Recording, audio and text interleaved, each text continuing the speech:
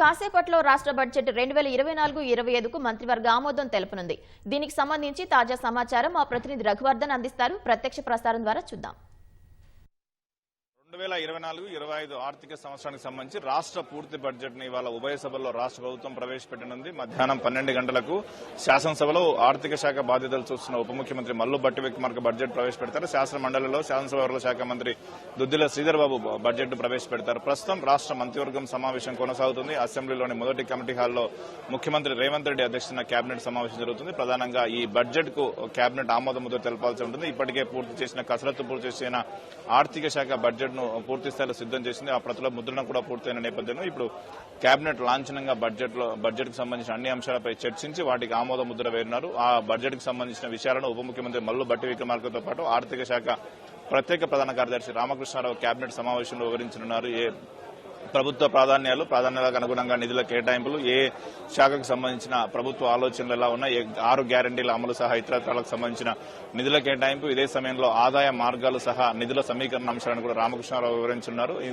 ఆ తర్వాత cabinet budget ను ఆమోదిస్తుంది. బడ్జెట్ ను ఆమోదించిన అనంతరం బడ్జెట్ కు సంబంధించి లాంఛనంగా గవర్నర్ సిపి రాధాకృష్ణన్ ఆమోదం తెలపాల్సి ఉంటుంది. కేబినెట్ ఆమోదానంతరం గవర్నర్ దగ్గరకు దసరం వెళ్తుంది. లాంఛనంగా గవర్నర్ ఆమోదం అనంతరం ఉభయ సభలో బడ్జెట్ ను ప్రవేశపెడతారు. ప్రధానంగా 2024-25 సంవత్సరానికి సంబంధించి రాష్ట్ర లోక్సభ ఎన్నికలను దృష్టిలో పెట్టుకుని గతంలో ఓటాన్ అకౌంట్ ను ప్రతిపాదించారు. 4 నెలల కాలానికి ఓటాన్ అకౌంట్ ప్రతిపాదించారు. ఆ గడువు ఈ 4 నెలల గడువు ఈ నెల 31వ తేదీతో ముగియనుంది. ఈ నేపథ్యంలో రాష్ట్ర ప్రభుత్వం పూర్తిస్థాయి బడ్జెట్ ప్రవేశపెడుతుంది. గతంలో 2,75,000 కోట్లతో పద్దును ప్రతిపాదించారు. అయితే అప్పుడు కొత్త ప్రభుత్వం కావడంతో పాటు 6 గ్యారంటీలు సహా రుణమాఫీకి సంబంధించి కొంత ఉజ్జాయింపుగా అంటే ప్రాథమిక అంచనాల మేరకు నిధులు కేటాయించారు. 6 గ్యారంటీలకు 50,000 కోట్లకు పైగా నిధులు కేటాయించారు. రుణమాఫీకి సంబంధించి బడ్జెట్ లో అప్పుడు 10,000 కోట్ల రూపాయలను ప్రాథమికంగా అంచనా వేస్తూ ప్రతిపాదించారు. ప్రస్తుతం ఒక రుణమాఫీకే దాదాపుగా 31,000 కోట్లు అవసరమవుతాయని అంచనా వేశారు. రాష్ట్రంలోని 2 లక్షల రుణాలందరినీ మాఫీ చేయడానికి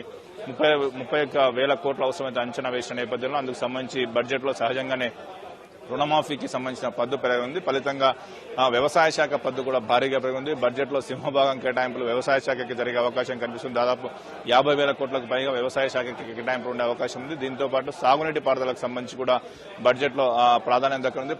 ప్రత్యేకించి ఇప్పటికే రాష్ట్రంలో గత ప్రభుత్వం కావచ్చు ఇదివరకు తీసుకున్న రుణాలకు సంబంధించిన చెల్లింపుల అంశాన్ని కూడా బడ్జెట్ లో పొందుపరచాల్సి ఉంటుంది. దీంతో పాటు రాష్ట్ర ప్రభుత్వం ఈ ప్రాధాన్యకర ప్రాజెక్టులను 19 ప్రాజెక్టులను ఎంచుకుంది.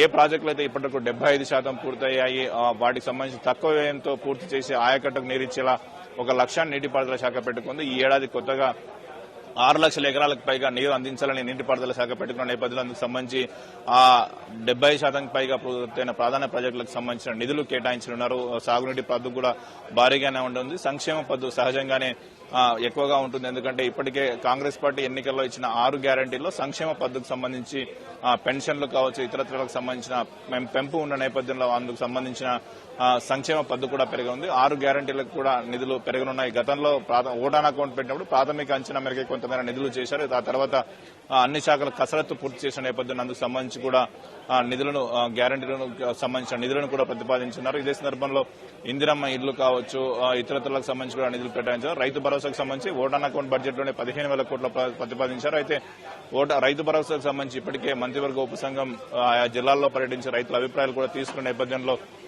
ప్రభుత్వం వాటన్నింటినీ పరిగణలోకి తీసుకుని రైతు భరోసాకు సంబంధించిన నిధులు కేటాయించింది. ఇలా ఆయా ప్రభుత్వ ప్రాధాన్యాలకు అనుగుణంగా 6 గ్యారెంటీలకు పెద్దపీట వేస్తూ బడ్జెట్ పద్దును ఖరారు చేయనున్నారు. మొత్తంగా అయితే కేంద్ర ప్రభుత్వం నుంచి కాంత ఎక్కువ ఏదైనా ప్రత్యేక రూపంలో గ్రాంట్లు లేదా ఇతరత్ర రూపంలో నిధులు వస్తాయని రాష్ట్ర ప్రభుత్వం ఆశ పెట్టుకుంది. కానీ 2 రోజుల క్రితం ప్రవేశపెట్టిన కేంద్ర బడ్జెట్ లో రాష్ట్రానికి ప్రత్యేకంగా ఎటువంటి కేటాయింపులు జరగలేదు. కేవలం కేంద్ర పన్నుల్లో రాష్ట్రానికి వాటాగా వచ్చే నిధులతో పాటు కేంద్ర ప్రభుత్వ ప్రాయోజిత పథకాల ద్వారా వచ్చే నిధులకు సంబంధించి నిధులు మాత్రమే రానున్నాయి తప్ప అదనంగా కొత్తగా ఏమీ కేటాయింపులు లేవు. నిన్ననే శాసనసభలో కేంద్ర బడ్జెట్ లో రాష్ట్రం జరిగిన అన్యాయాన్ని వ్యతిరేకంగా శాసనసభలో ఏకగ్రీవ తీర్మానం కూడా ఆమోదించారు. ఈ నేపథ్యంలో రాష్ట్ర ప్రభుత్వం తనకు వస్తున్న సొంత పన్నుల ఆదాయంతో పాటు ఇతరత్ర రూపాల్లో నిధుల సమీకరణ ఆధారం వాటన్నింటినీ దృష్టిలో పెంచుకునే ఆదాయ వ్యయాలను రూపొందించుకోవాల్సి ఉంటుంది. సొంత పన్నుల వాటాకు సంబంధించి కూడా ప్రస్తుతం ఈ 2024-2025 ఆర్థిక సంవత్సరంలో మొదటి త్రైమాసికం పూర్తయిన నేపథ్యంలో రాష్ట్ర ప్రభుత్వానికి ఏ పన్నుల రూపంలో ఎంత మేరకు ఆదాయం వస్తుంది, పన్నేతర ఆదాయం ఏ మేరకు ఉంది,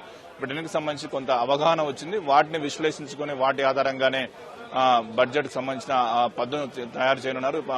పన్నేతర ఆదాయానికి సంబంధించి కూడా కొంత భూములు తనఖా పెట్టడం కావచ్చు, ఇతరతర రూపాల్లో పన్నేతర ఆదాయాన్ని కూడా పెంచుకునేందుకు రాష్ట్ర ప్రభుత్వం ప్రణాళికలు సిద్ధం చేస్తుంది. అటు ఎఫ్ఆర్బిఎం లోపలి రుణాలకు సంబంధించిన స్పష్టత కూడా వచ్చిన నేపథ్యంలో వీటన్నిటి దృష్టిలో పెంచుకుని రాష్ట్ర ప్రభుత్వం పద్దును ఖరారు చేయనుంది. అయితే గ్యారంటీలతో పాటు రుణమాఫీకి నిధులు పెంచాల్సిన అవసరం నేపథ్యంలో సహజంగానే బడ్జెట్ పెరిగే అవకాశం కనిపిస్తుంది. గతంలో 2,75,000 కోట్లకు పైగా తో ఓటాన్ అకౌంట్ పద్దును ప్రతిపాదించారు. అయితే ముఖ్యమంత్రి రేవంత్ రెడ్డి పదే పదే చెప్తూ వస్తున్నారు, బడ్జెట్ అన్నది డాంబికాలకు పోరాదు, ఎక్కువగా ఉండరాదు, వాస్తవాలకు దగ్గరగా ఉండాలి, అందుకు అనుగుణంగానే పద్దును ప్రతిపాదించాలని అధికారులకు ముఖ్యమంత్రి రేవంత్ రెడ్డి పదే పదే స్పష్టం చేస్తున్న నేపథ్యంలో వీటన్నింటిని దృష్టిలో పెట్టుకుని పద్దు ఇవాళ శాసనసభ ముందుకు మండలి ముందుకు రానున్నది. దాదాపుగా ఇప్పటి వరకు ఉన్న సమాచారం ప్రకారం చూసుకుంటే ఓటాన్ అకౌంట్ 2,75,000 కోట్లతో ప్రతిపాదిస్తే ఇప్పుడు 2,90,000 కోట్ల వరకు పద్దు ఉండవచ్చని అంచనా వేస్తున్నారు. ప్రస్తుతం మంత్రివర్గ సమావేశం కొనసాగుతుంది. మంత్రివర్గ సమావేశంలో బడ్జెట్ ఆమోదం పొందిన అనంతరం లాంఛనంగా గవర్నర్ ఆమోదం అనంతరం ఉభయ సభలో రాష్ట్ర ప్రభుత్వం బడ్జెట్ ను ప్రవేశపెట్టనుంది.